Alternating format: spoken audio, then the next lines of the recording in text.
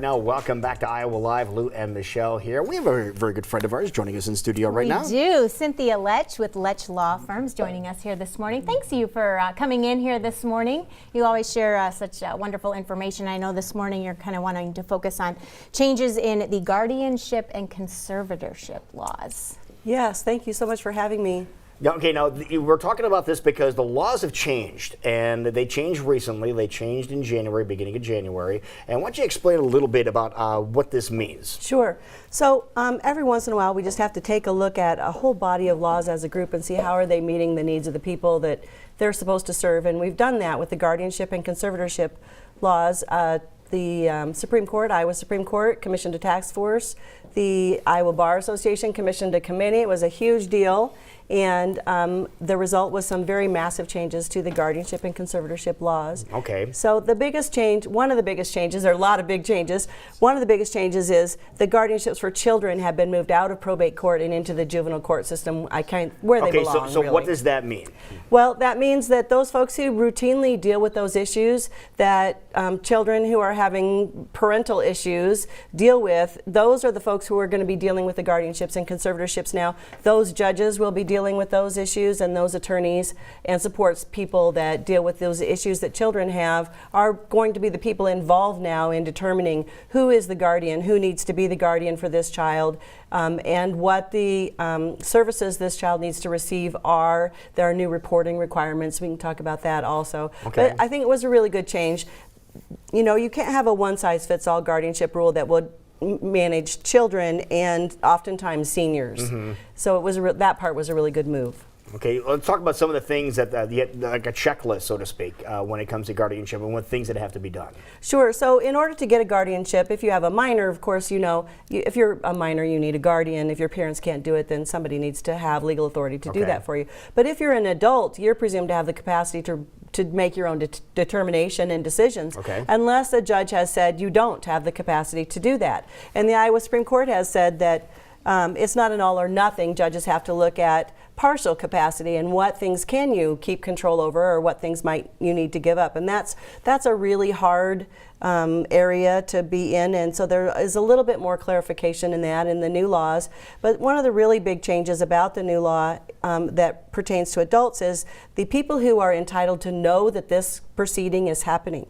So before you could come into court and there's a short list of people who are called interested parties, and they get to know that we're trying to get a guardianship for mom or dad, and that list of who's entitled to know that these proceedings are going on has been very broadly expanded to include other people that are not necessarily family members that have been involved in this person's life in a significant way, such as somebody who's a significant other and not maybe an actual legal spouse, and also maybe someone who has previously held your power of attorney, or if you've been in a care facility, the care facility has a right to know that this is happening. And all this is intended to give the judge more information to make a correct decision on who the appropriate person is to serve in the role of guardian. Right. Now, the significant other came into effect, and that was a natural, wasn't it?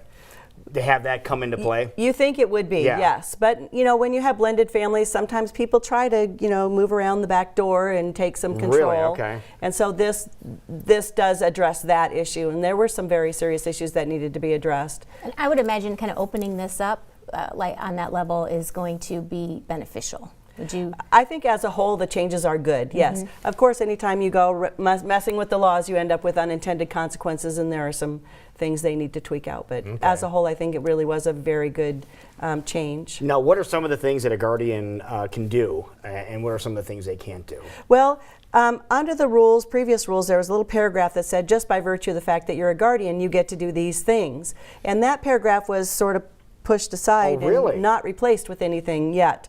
So right now, a guardian or a conservator has actually no authority unless it is in the order. So that's a new a new change for us. And so as attorneys, then it's our job to try to figure out what do we think our guardian is going to need to do during the next year and put that in a plan. So that's a new requirement also. You have to have a plan now of how are you going to care for this person over the next year. And So we put that in the plan, those things that we think the guardian is going to need to do, which is going to include determining where does this person live, what type of social and educational opportunities are offered to them, what types of opportunities will be provided to interact with family members, because many times someone who would be under guardianship might end up isolated from other family members who now thought they couldn't visit anymore. Yeah. So there's a whole plan that you have to put in place, so it's very individualized. And how long does this plan have to, how long do you have in order to put that plan into place? You have a very short time, so 60 days after you have been appointed as a guardian, you have to submit your plan. Okay. So then, what's kind of the term, the length of when you are appointed the guardianship, and is it something that needs to get revisited on a regular basis? Does it have, an end date? Yes, that was another change also. Yes, there's a report every year. As a guardian, you have to file an annual report, and under the previous rules, the judges could waive that, so maybe you wouldn't file a report but every 3 years. So that's gone now. Every year you have to make a report to the court of what's been happening over the last year and what is your plan for the year going forward.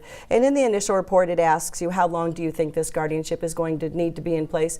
And for the most part, those are for the rest of the person's life, for the most part, unless you're a minor. Then you're going to age out. But if you've gotten one for an adult, the chances are that's going to be in place for the rest of that person's life. No, but a guardianship and conservatorship, these are these basically good things to have in place, or are these things you want to try to avoid? Well, they're expensive things to have in place, and so for that reason, oftentimes we try to avoid them. And there are ways to avoid them if you have good, robust powers of attorney in place and you have a good support structure and people you trust to take care of you, then you can avoid the need for a guardianship and conservatorship. But if you don't have those people around you, then the guardianship and conservatorship structure provides court oversight so that it's meant to be protective. So even the terminology has changed. A person who's under a guardianship and conservatorship, the previous word was ward, and now the word is protected person. So some of the language has even changed just to give us that focus of what is the intent of this law, and it's to protect people.